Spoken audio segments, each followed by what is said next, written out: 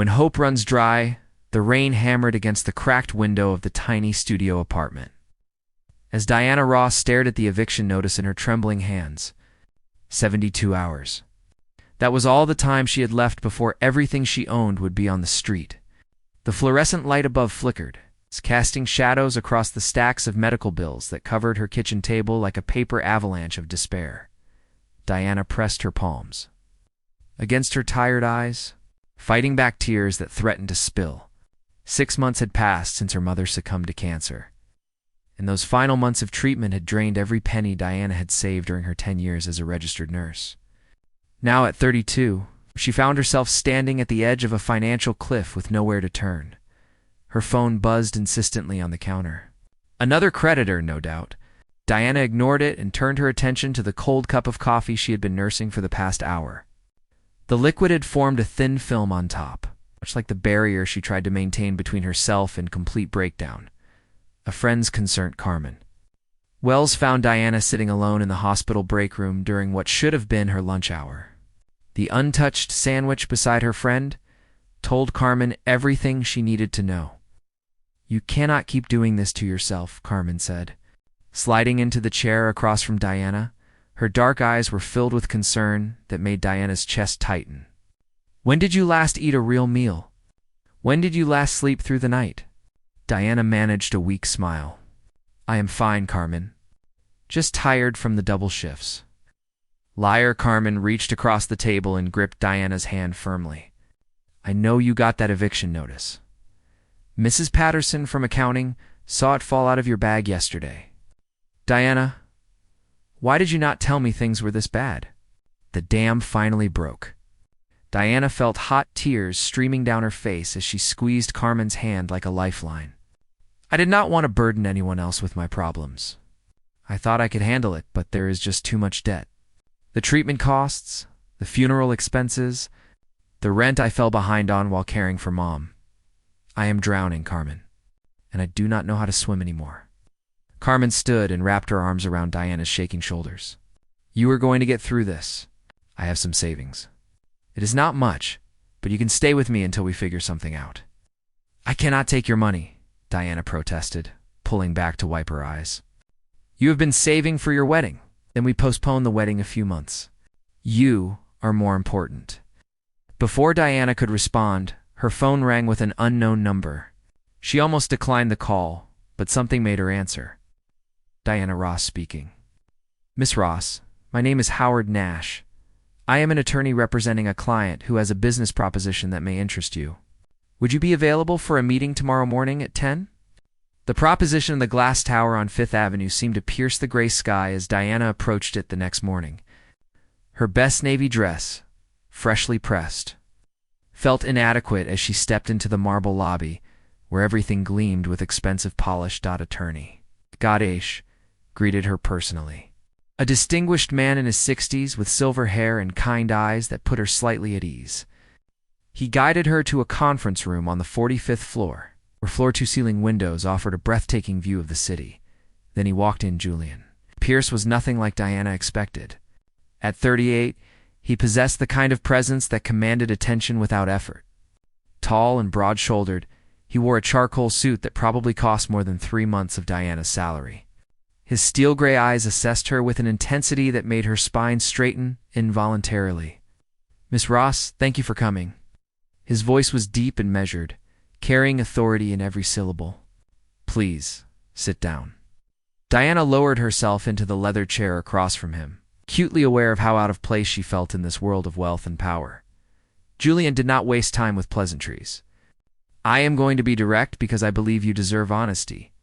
I need someone to carry a child for me within the next year. In exchange, I will pay you $4 million, clear all your existing debts immediately, and provide full medical care and living expenses throughout the pregnancy." The words hit Diana like a physical blow. She must have heard wrong. "I am sorry. Could you repeat that?" "I need an heir to maintain control of my company," Julian continued, his expression unchanging. "Family stipulations require I have a child before my 40th birthday, which is 13 months away. I am offering you financial security in exchange for helping me meet that requirement. Diana's mind reeled. This could not be real. People did not just offer millions of dollars to strangers for something like this. Why me? You could choose anyone. For the first time, something flickered in Julian's eyes. I researched over 60 potential candidates. You stood out because despite your desperate circumstances, you questioned whether accepting help from your friend was ethical. You sacrificed everything for your mother's care, when most would have walked away. That tells me you understand responsibility and commitment. Attorney Nash slid a leather folder across the table. The contract outlines everything. You would live in Mr. Pierce's residence during the pregnancy. All your needs would be provided for. After the birth, you may choose to have visitation rights or receive the payment and walk away. The choice would be yours. Diana opened the folder with shaking hands. The numbers on the page blurred together. $4 million. Every debt paid. Security she never dreamed possible. But at what cost? This is insane, she whispered. You want me to have a baby like it is some kind of business transaction? It is a business transaction, Julian replied without emotion. I am not offering romance or promises of anything beyond what is in that contract. What I am offering is a solution to your problems and mine. You need money. I need an heir. We can help each other. The weight of choice. Diana left the meeting with the contract folder clutched against her chest and 24 hours to decide. She walked 4 miles through the city, barely noticing the crowds that parted around her. The rain had stopped, leaving the streets glistening and fresh. But Diana felt anything but renewed. That night, she sat in her soon-to-be former apartment and spread the contract pages across the floor. Every clause was clearly defined. Medical care. Living arrangements. Financial compensation. Visitation rights. It was cold and clinical, reducing something as profound as creating life to terms and conditions. But it was also her only way out. Diana thought about her mother, who worked 3 jobs to give her opportunities.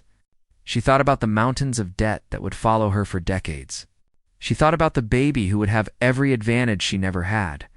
And she thought about Julian Pierce, the man whose eyes held shadows of old pain despite his wealth and power. At 3 in the morning, Diana picked up her phone and dialed the number on Attorney Nash's card. This is Diana Ross. I accept the terms of the contract. A new world-moving day arrived faster than Diana expected. A team of professional movers packed her meager belongings in less than an hour, and a black car delivered her to an address in the most exclusive part of the city. The penthouse occupied the entire top floor of a building Diana had only ever seen from the outside. When the private elevator doors opened directly into Julian's home, she stepped into a space so vast and beautiful it took her breath away. Mrs. Margaret Flynn, a woman in her early 60s with warm brown eyes and graying hair pulled into a neat bun, greeted her with genuine kindness. Welcome, Miss Ross. I am Margaret, the house manager. Let me show you to your rooms. The suite prepared for Diana was larger than her entire former apartment. A bedroom with a king-sized bed dressed in cream linens, a sitting area with a fireplace, a bathroom with a soaking tub and separate shower, and a walk-in closet already filled with clothes in her size. Mr. Pierce wanted to ensure you had everything you need, Margaret explained, noticing Diana's stunned expression. If anything does not fit or suit your taste, we can exchange it immediately. Diana ran her fingers over a soft cashmere sweater, its price tag still attached. $300 for a single item of clothing? It was more than she used to spend on groceries in a month. This is too much, she said quietly. This is your home now, dear.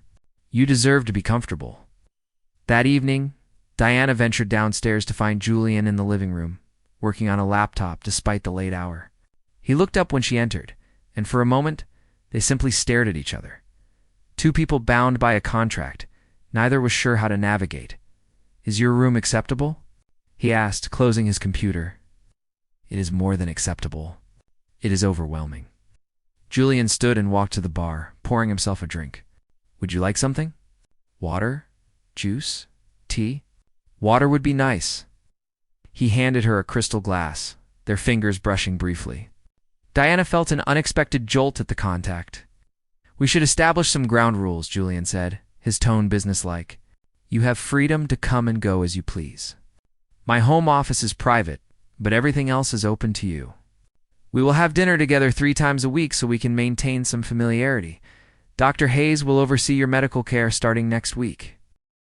Diana nodded, taking a sip of water to steady herself. "And when we try to conceive?" The question hung in the air between them. Julian's jaw tightened almost imperceptibly. "When you are ready, and when the timing is medically optimal, we will proceed. I want to be clear that despite the nature of our arrangement, I will treat you with respect throughout this process." "Thank you for that." Diana set down her glass. "Can I ask you something personal?" "You can ask. I may not answer. Why not just get married? It would be simpler than this arrangement." Julian's expression hardened, the shadows Diana had noticed before deepening in his eyes. "Because marriage requires things I cannot give. Trust, vulnerability, the willingness to risk your heart. I learned the hard way that those risks are not worth taking." Diana recognized pain when she saw it. Whatever had happened to Julian Pierce had wounded him deeply enough that he had built walls around his heart and locked the gates. "I understand," she said softly. "I lost my mother 6 months ago, and there are days I feel so empty inside that I wonder if I will ever feel whole again. Sometimes protecting yourself is all you can do." Something shifted in Julian's expression. Not quite softness, but an acknowledgement that perhaps they understood each other better than expected. "Get some rest," he said. "Tomorrow starts our new normal." As Diana returned to her luxurious bedroom, she realized that she had just stepped into a life she never could have imagined. A life of comfort and security? Yes. But also a life built on a contract that denied the very things that made us human: connection, love, and the messy, beautiful unpredictability of genuine relationships. She only hoped that, when this was all over, she would still recognize the woman staring back at her in the mirror, learning to breathe. Again, the first week in Julian's penthouse passed in a blur of adjustment and quiet observation. Diana found herself waking each morning in sheets softer than clouds, eating meals prepared by a private chef, and wandering through rooms filled with art she recognized from textbooks. It was surreal. It's like living inside someone else's dream.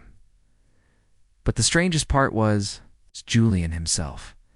He kept his promise about maintaining distance.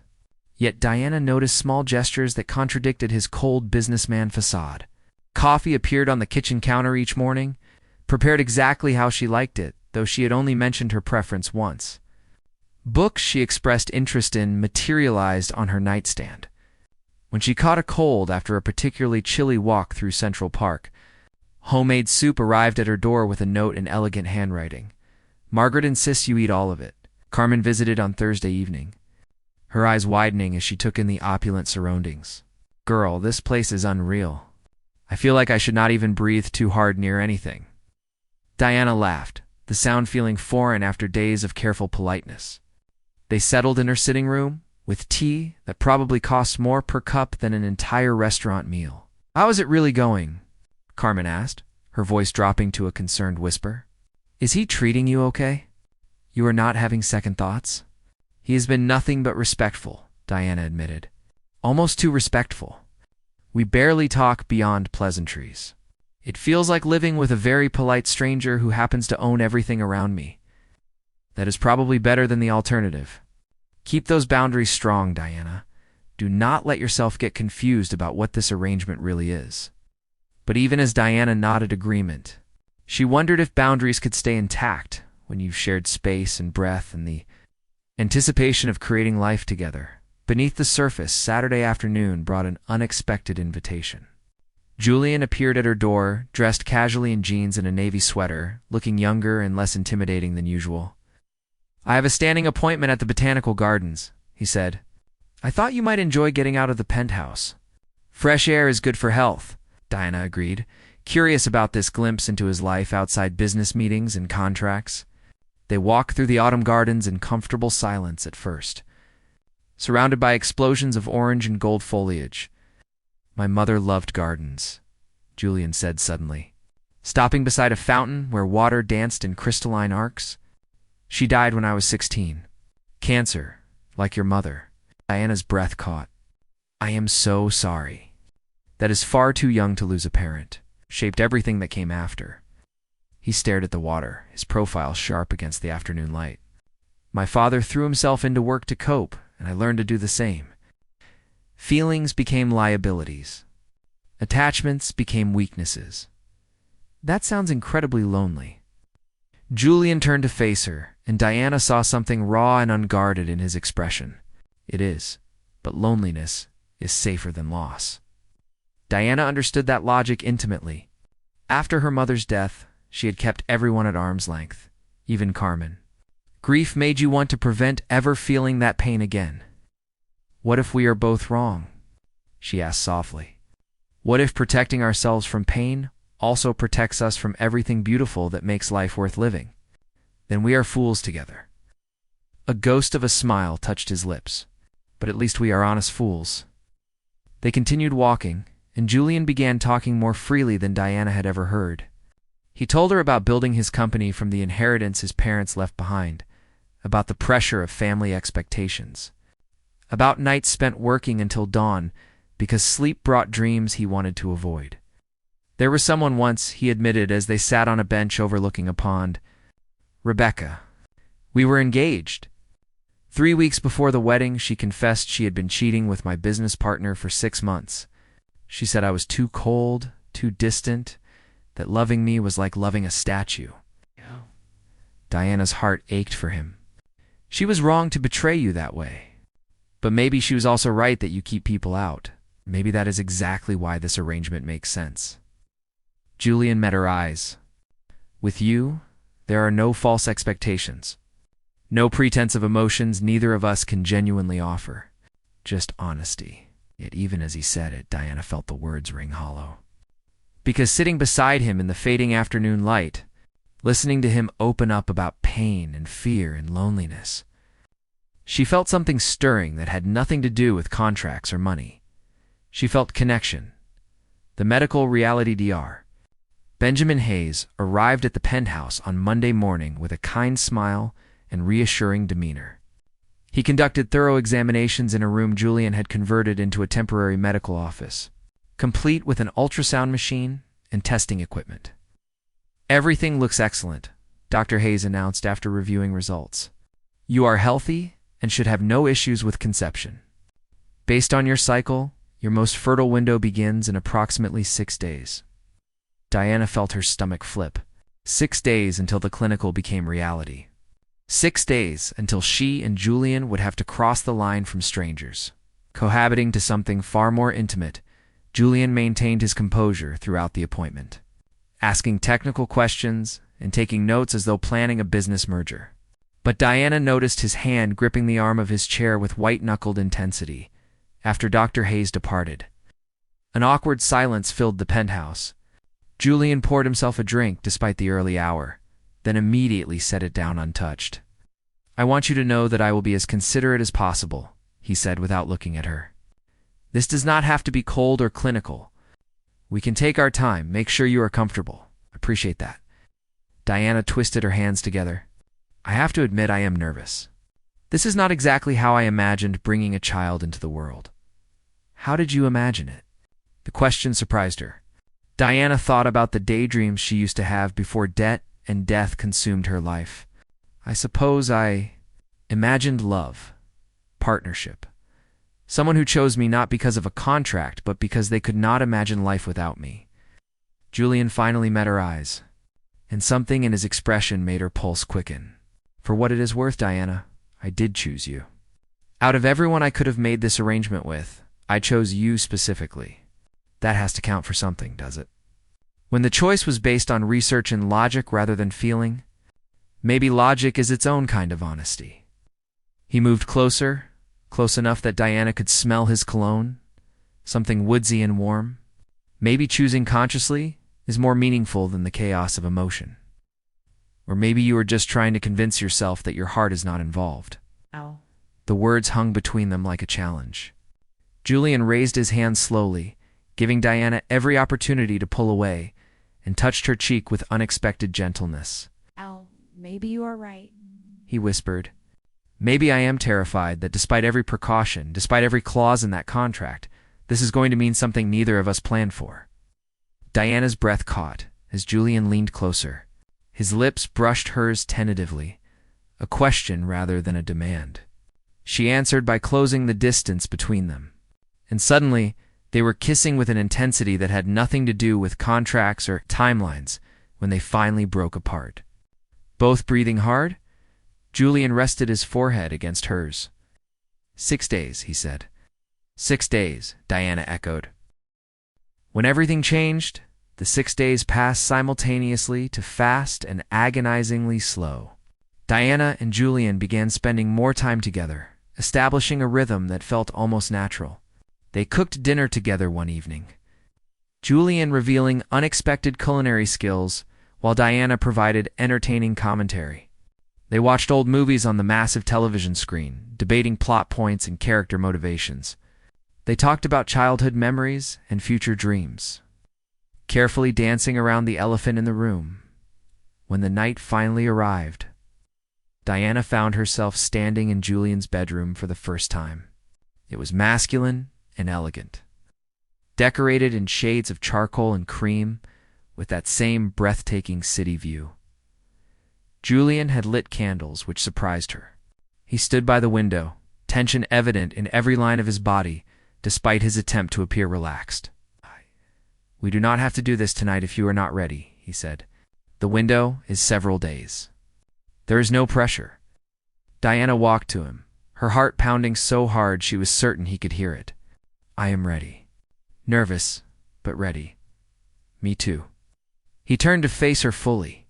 "I know this started as a transaction, Diana, but I want you to know that I respect you. What we are about to do matters to me beyond the outcome we are hoping for." Those words loosened something tight in Diana's chest. She reached up and touched his face, feeling the slight stubble along his jaw. "Thank you for saying that." What happened next was tender in ways Diana never expected. Julian took his time, making sure she felt safe and comfortable every step of the way. There was passion, yes, but also care and attention that made her feel genuinely valued rather than used. Afterward, they lay together in the darkness, neither quite ready to break the spell of intimacy. Julian traced patterns on her shoulder, and Diana realized with startling clarity that this had become about far more than money or contracts. "What are you thinking?" Julian asked softly. "That I did not expect this to feel the way it does. How does it feel?" Diana turned to look at him, seeing vulnerability reflected in his eyes. "Like maybe we are both lying to ourselves about what this really is." Julian pulled her closer, and Diana felt his heart beating against her back. "Maybe we are, but that is a problem for tomorrow." They tried again the following night, and the night after that, each time feeling less like fulfilling an obligation and more like two people discovering an unexpected connection. By the third night, Diana knew without question that she was falling for Julian Pierce, and the realization terrified her more than anything in her life ever had. The revelation 2 weeks later. Diana woke feeling nauseous. She barely made it to the bathroom before losing the contents of her stomach. When it happened again the next morning, and the morning after that, she knew what it meant even before the tests confirmed it. She was pregnant. Diana sat on the bathroom floor, staring at the 3 positive tests lined up on the counter, feeling her entire world shift on its axis. There was a life growing inside her, a tiny collection of cells that would become a person with Julian's eyes and her determination. She found him in his office, as usual, working despite the early hour. He looked up when she entered, and whatever he saw in her face made him stand immediately. "What is wrong?" Diana held out one of the tests with a trembling hand. It worked. "I am pregnant." For a long moment, Julian just stared at the test. Then he crossed the room in 3 strides and pulled her into his arms, holding her so tightly she could barely breathe. "We are having a baby," he said, his voice thick with emotion she had never heard from him before. "Diana, we are going to have a baby." When he pulled back, there were tears streaming down his face, and Diana realized she was crying too. This was supposed to be a business transaction, a means to an end, but nothing about this moment felt like business. Julian cupped her face in his hands and kissed. her with a reverence that made her knees weak. "Thank you," he whispered against her lips. "Thank you for this gift." Dr. Hayes confirmed the pregnancy that afternoon, pronouncing everything healthy and on track. Diana was approximately 4 weeks along. The first ultrasound was scheduled for 3 weeks later. That night, Julian insisted Diana rest while he made dinner. She watched from the kitchen counter as this powerful businessman carefully prepared pasta and vegetables. His movements sure, but his expression soft in ways she was just beginning to recognize. "I want to change the contract," he said suddenly. Not looking up from his cooking, Diana's heart sank. "What do you mean?" "I mean the part about you leaving after the birth if you want to. I want to add a clause giving you the option to stay. Not as an employee or a surrogate, but as part of our family. As someone who raises this child with me, if you choose to." "Julian." Diana's throat tightened. He finally looked at her, and the raw honesty in his expression stole her breath. "I know what we agreed to. I know this was supposed to be simple and clean. But Diana, nothing about you has been simple since the moment you walked into that conference room. You have made me feel things I swore I would never feel again. You have made me want things I convinced myself I did not need." "What are you saying?" Julian set down the wooden spoon and came to stand in front of her. "I am saying that somewhere between the contract signing and now, this stopped being about business. I care about you, Diana. Really care about you. And I want the chance to see if we can build something real together." Diana felt tears spilling down her cheeks. "I care about you too. So much it scares me. I kept telling myself it was just gratitude or proximity or hormones. But Julian, I think I am falling in love with you." The smile that broke across his face was like sunrise after a long night, then fall. "I will catch you. I promise." They kissed in the kitchen, with pasta boiling over on the stove and the city lights twinkling beyond the windows. And Diana felt something she had not felt since before her mother died. She felt hope. When reality intrudes, the next few weeks existed in a bubble of cautious happiness. Julian canceled several business trips to stay close, his protective instincts kicking into overdrive now that Diana carried his child. They fell into domestic routines that felt surprisingly natural: morning coffee together, evening walks through the neighborhood, late-night conversations about everything and nothing. But Diana knew that bubbles always burst eventually. Carmen arrived for lunch on a Thursday afternoon, her usual cheerful demeanor dimmed by concern. Diana had not told her friend about the pregnancy yet, wanting to wait until after the first ultrasound. But Carmen had always been perceptive. "You are glowing," Carmen said, studying Diana's face across the table. "And you have not touched your coffee. Diana Ross, are you pregnant?" There was no point in lying to someone who knew her so well. "Yes, 4 weeks along." Carmen's expression cycled through shock, concern, and something that looked uncomfortably close to disappointment. That was fast. "I mean, congratulations, but Diana, this is really happening. You are going to have this man's baby. I know it seems crazy. It is not the baby that worries me." Carmen reached across the table and gripped Diana's hand. "It is the look in your eyes when you talk about him. You are falling for Julian, are you not?" Diana could not deny it. "I think I already fell. Oh, honey." Carmen's voice was gentle but firm. "Please be careful. I know he seems different now, but what happens when the baby is born and reality sets in? What if he changes his mind about wanting you to stay? What if this warm version of him disappears and the cold businessman returns? He would not do that. Cannot know that for sure. You have known him for less than 2 months. People can pretend to be anything for that long." The doubts Carmen planted grew roots in Diana's mind, despite her attempts to ignore them. That evening, when Julian suggested they watch a movie together, she found herself studying him with new wariness. Was this tenderness genuine or temporary? Would he still want her around once he had his heir? Julian noticed her distance immediately. "What is wrong?" "You have been quiet since Carmen left. She thinks I am making a mistake. Getting emotionally involved when this is supposed to be a business arrangement. This stopped being just business a long time ago." Julian took her hand, his thumb tracing circles on her palm. "Diana, I meant what I said about wanting you to stay. About building something real. But what if you change your mind? What if once the baby is here, you realize you do not actually want the complications of a relationship? Julian was quiet for a long moment.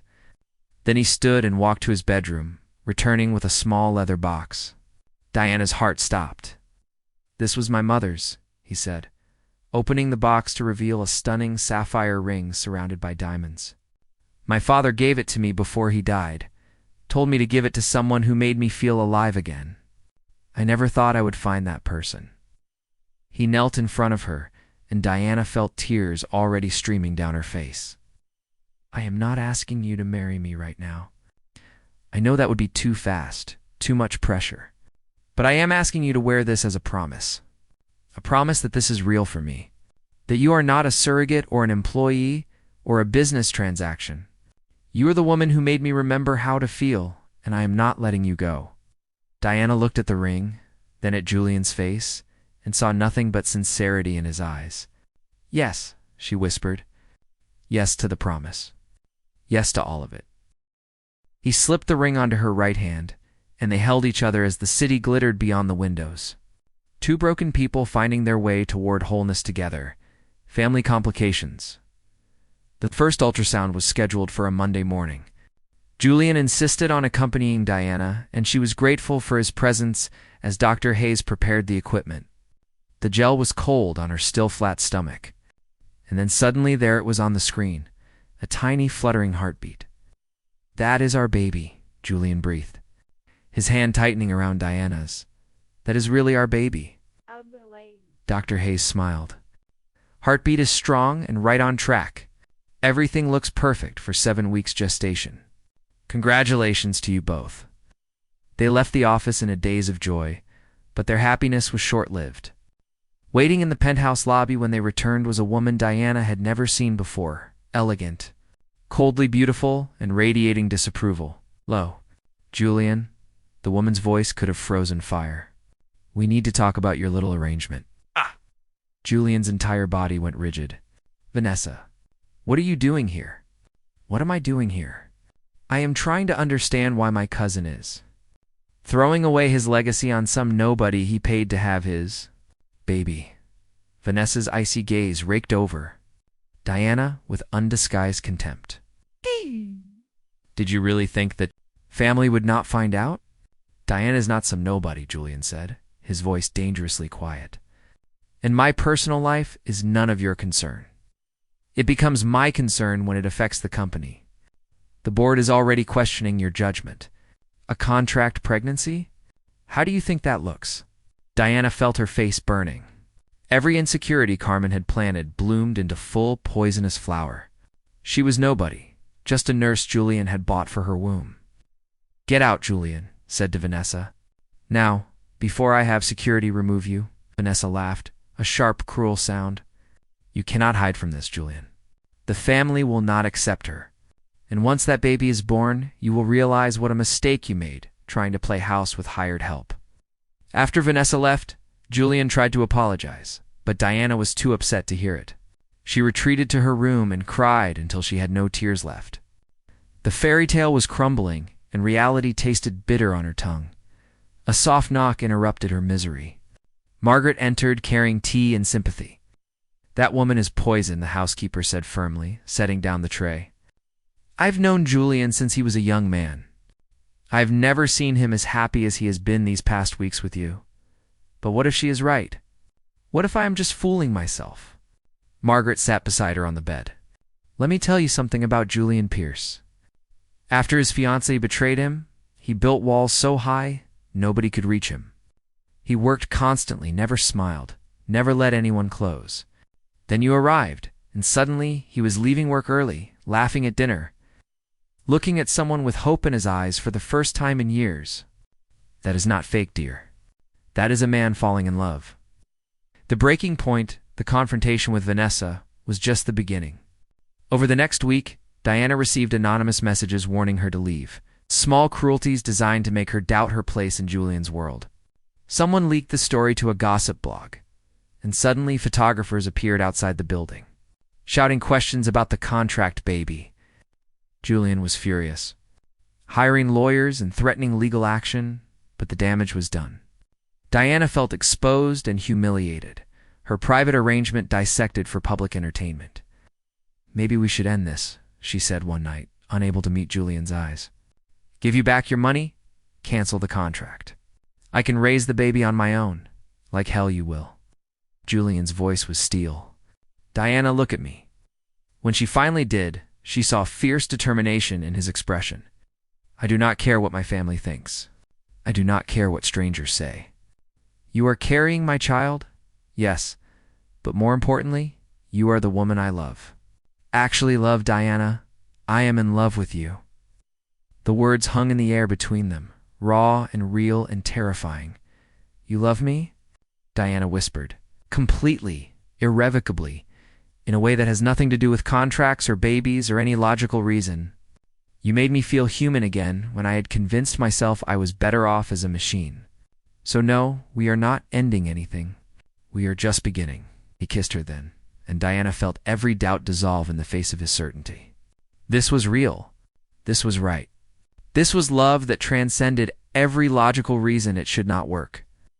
"I love you too," she said against his lips. "I was so scared to admit it, but Julian, I love you so much. Then marry me. For real this time, not as part of a contract, but because we choose each other. Because I cannot imagine my life without you in it." Diana laughed through her tears. "Are you proposing?" "I am." "Marry me, Diana Ross. Be my wife, my partner, the mother of my children. Choose me the way I choose you every single day," she said. Yes to everything. 6 months later, the wedding was small and intimate. Just Carmen and Margaret and Dr. Hayes as witnesses in the botanical gardens where Diana and Julian had first begun to truly connect. Diana wore a simple cream dress that accommodated her 6-month pregnancy belly, and Julian cried when he saw her walking toward him. Carmen, who had come around after seeing how Julian handled the family drama and media circus with unwavering support for Diana, served as maid of honor. She whispered to Diana before the ceremony began, "I was wrong about him. He really does love you?" "I know," Diana whispered back. "I finally believe it too."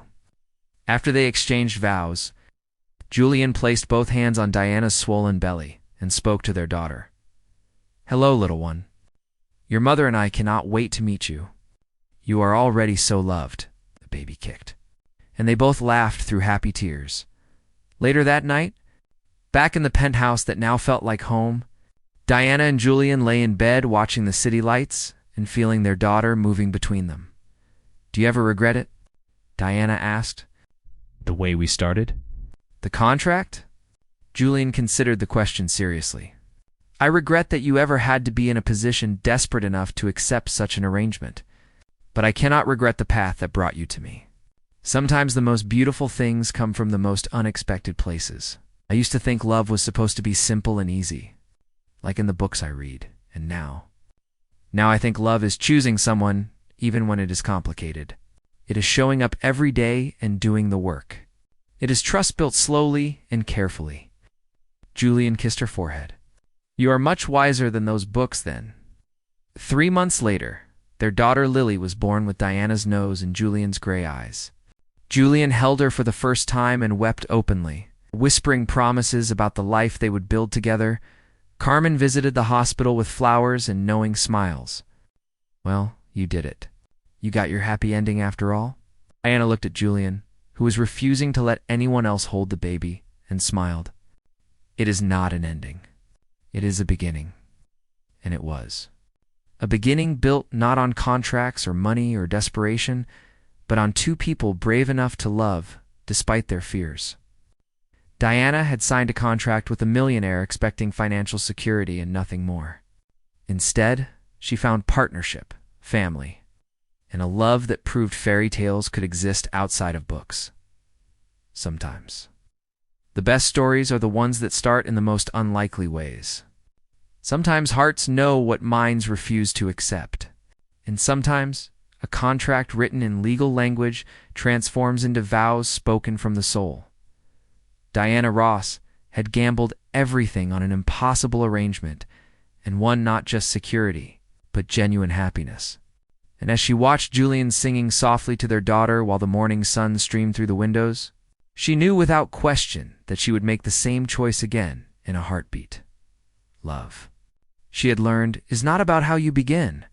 It is about choosing to stay, to fight, to build something beautiful from unexpected foundations. It is about being brave enough to trust when logic says you should not. It is about finding home in the most surprising places, and Diana had finally found hers.